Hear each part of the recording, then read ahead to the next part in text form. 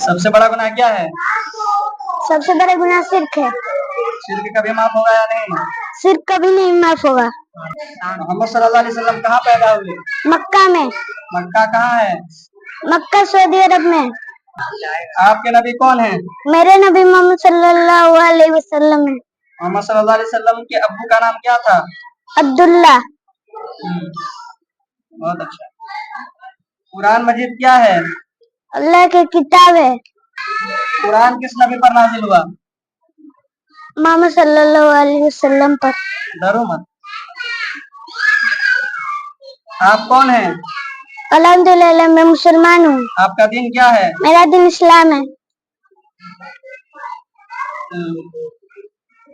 मोहम्मद सल्लल्लाहु अलैहि वसल्लम की पहली बीवी का नाम क्या था?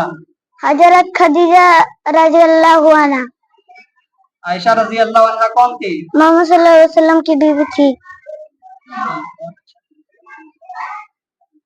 अल्लाह ताला कितने हैं?